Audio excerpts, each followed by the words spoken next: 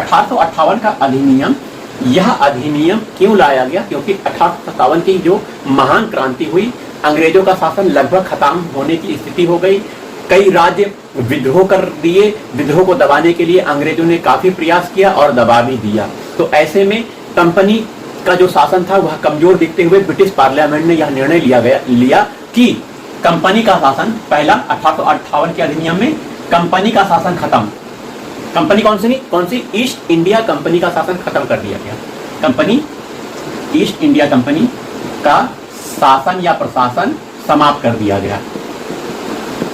और जब कंपनी का शासन समाप्त कर दिया गया तो शासन किसका बना? ब्रिटिश सम्राट या महारानी, सम्राट या महारानी मतलब क्राउन।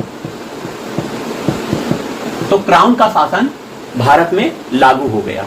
कंपनी का शासन पूरी तरह से समाप्त कर दिया गया। अब ये शासन कैसे चालू होगा? तो इसके लिए एक भारत सचिव का पद सृजित किया गया। जो भारत सचिव का पद है वह ब्रिटेन में, इंग्लैंड में बनाया गया, भारत में नहीं बनाया गया। भारत सचिव का पद सृजित किया गया। इससे पहले जो बोर्ड ऑफ कंट्रोल होता था, बोर्ड ऑफ डायरेक्टर होता था, इसको समाप्त कर दिया गया था। पहले बोर्ड ऑफ कंट्रोल बनाए गए थे, बोर्ड ऑफ डायरेक्टर बनाए गए थे, इसको समाप्त करके भारत सचिव का पद बनाया गया। भारत सचिव का जो पद था इंग्लैंड के लिए होता था। इंग्लैंड में बना, भारत में नहीं बना, इंग्लैंड में बना। और ये भारत सचिव का पद किसके प्रति उत्तरदायी होता था?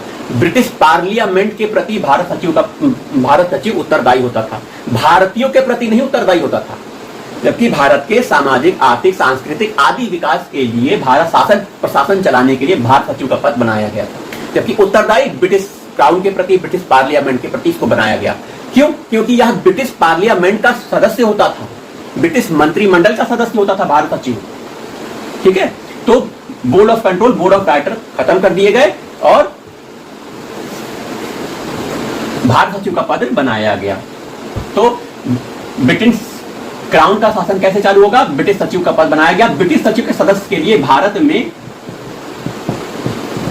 15 सदस्यीय भारतीय परिषद,